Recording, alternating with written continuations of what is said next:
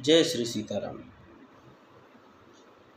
नीलाम्भुजगश्यामल कोमलांगं सीता समारोह पितुवामुभागं पाणौ महासायक चारुचापं नमामि रामं रघुवंशनाथं।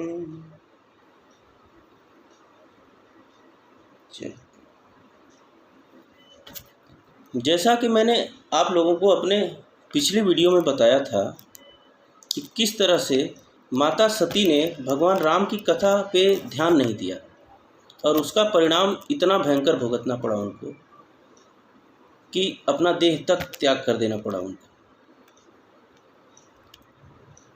दक्ष को अभिमान से दक्ष का नाश हो गया। क्या होता है कि अगर किसी को पद मिलता है ना, कोई अगर पद बढ़ जाता है, पदोन्नति हो जाती है, कहीं पे भी कोई काम कर रहा है, अगर उसका पद बड़ा हो जाता है ना, तो उसको अभिमान आ जाना स्वाभाविक है। ऐसा कोई भी ब्रह्मांड में ऐसा नहीं बचा आज तक जिसको पद मिलने पे उसको अपने पद का अभिमान न हुआ हो। दक्ष को भी बहुत अभिमान हो गया था। इसी अभिमान के चक्कर में उन्होंने भगवान शंकर का भी अपमान कर दिया। मैंने आपको बताया था कि कैसे ब्रह्मा जी की सभा में जब दक्ष गए थे, सारे देवता उठ के खड़े हो गए थे, लेकिन ब्रह्मा विष्णु और महेश खड़े नहीं हुए। इसका दक्ष को बहुत बड़ा अपमान महसूस हुआ।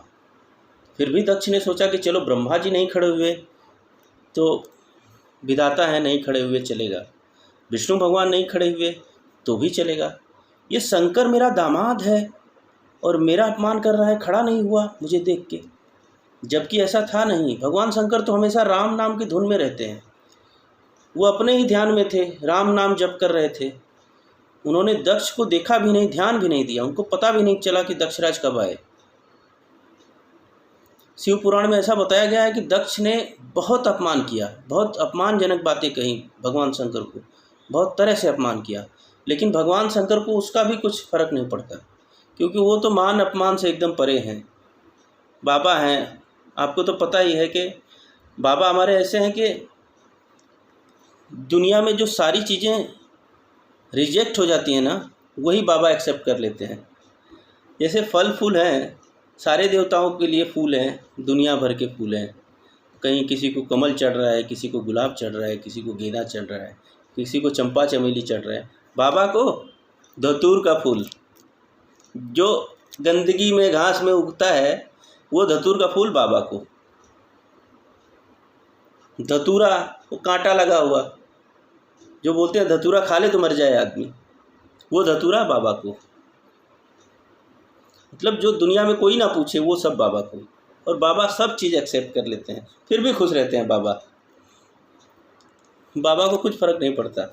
अगर आपने मन्नत मानी है कि बाबा मेरा बेटा हो जाए तो 5 लीटर दूध चढ़ाऊँगा, और दूध चढ़ाते टाइम आपने 3 लीटर दूध में 2 लीटर पानी मिला के बाबा को चढ़ा दिया, बाबा कभी कंप्लेन नहीं करते कि भाई तुमने तो 5 लीटर दूध बोला था, 3 लीटर ही क्यों चढ़ाए, 2 लीटर पानी मिला के चढ़ा रहे हो मुझे।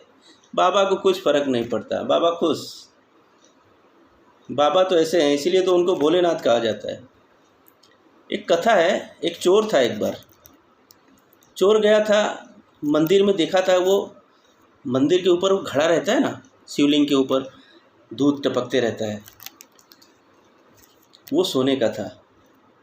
अब चोर की नज़र पड़ी थी कि ये सोने का शिवलिंग है, बाबा क्या करेंगे, इनको क्या ज़रूरत है सोने का कलश की जिसमें से दूध टपकता है, बाबा को क्या ज़रूरत है। दोपहर का टाइम था, पंडित जी कपाट बंद करके गए, मंदिर बंद होता है दोपहर में ना, वैसे ही बंद करके गए और आराम करने के लिए। इधर चोर तो भज के रखा था, टाइम देख के मिला के घड़ी कि 12 बजे बाबा जाते हैं और 12 बजे मंदिर में चोरी करना है। मंदिर में गया, बहुत प्रयास किया कि कलश उतार लिया जाए, कोशिश किया बहुत, उतार नहीं पाया। देखा कि टाइम होने वाला है, अब तो पंडित जी भी आ जाएंगे, पकड़ा जाऊंगा। अब चोर ने क्या किया, भगवान से क्षमा मांगा कि बाबा क्षमा करना, ये इसकी ज़रूरत आपको नहीं है, मुझे बहुत ज़रूरत है। शिवलिंग के ऊपर ही चढ़ गया। शिवलिंग के ऊपर चढ़ गया, तब तक पंडित जी भी आ गए। चोर चोर करके चिल्लाए, तब तक बाबा सामने खड़े हो गए। तो पंडित जी बोले, अरे बाबा, मैं आपका इतना सेवा करता हूँ, आप इसके लिए खुश होके हैं, दर्शन दिए हैं प्रभु? बोले, नहीं नहीं नहीं, ऐसा कुछ नहीं है। तुमने मुझे आज तक क्या क्या चढ़ाया है? दूध, फल, फूल, बेल पत्र, यही चढ़ाया है ना। इससे बड़ा भक्त कोई नहीं हुआ है आज तक मेरा। इसने तो अपने आप को ही मुझे चढ़ा दिया। बाबा तो ऐसे हैं कि जो जैसे मिल जाए, बाबा को बस उतने में ही संतुष्ट हैं। बाबा को ना तो किसी मान का चिंता है, ना किसी अपमान का चिंता है। दक्ष राज ने अपमान किया बाबा का, बाबा को कुछ फर्क नहीं पड़ा। और बाबा समाधि में थे, दक्षराज ने अपने यहाँ पे यज्ञ किया। इसी अपमान के करने बदला लेने के लिए बाबा को नहीं बुलाया अपने यज्ञ में। सती माता गई और योगाग्नि में अपमानित, अपने पति का अपमान देखी, भगवान शंकर का अपमान देखी, अपने आप को जला ली।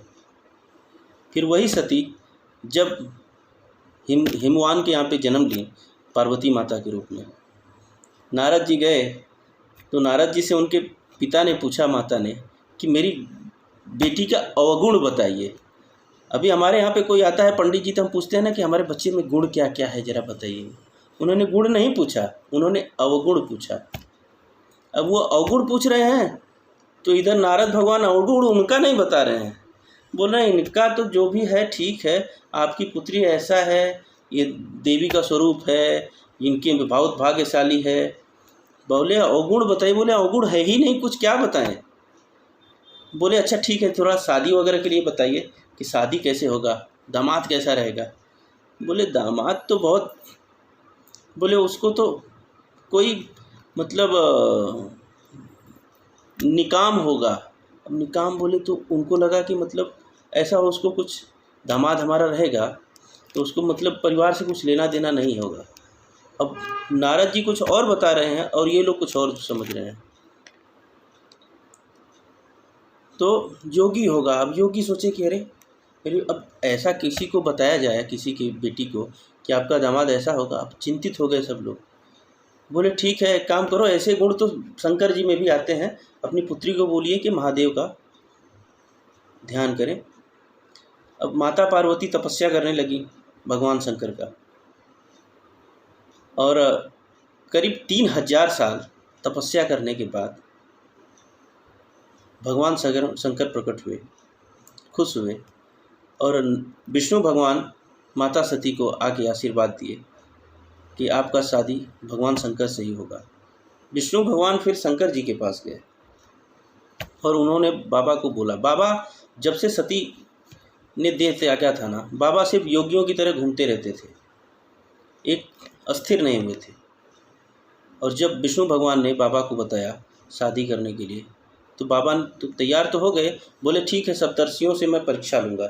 सप्तर्षियों को जाके भेज के बाबा ने परीक्षा लिया तो सती माता से। सती माता ने बहुत तरह से कह रहे, योगी से क्या शादी करना है, आप बोलिए तो विष्णु से करवा देते हैं आपकी शादी। माता बोली, आप पहले मिले होते तो ठीक था, अब तो नहीं, अब तो जो ही है वही है। तो जब जाके उन्होंने सप्तर्षियों को बताया था बाबा को, बाबा वहीं स्थिर हो गए, अपने पुनर्रूप में आ गए थे बाबा, और फिर से समाधि में चले गए बाबा।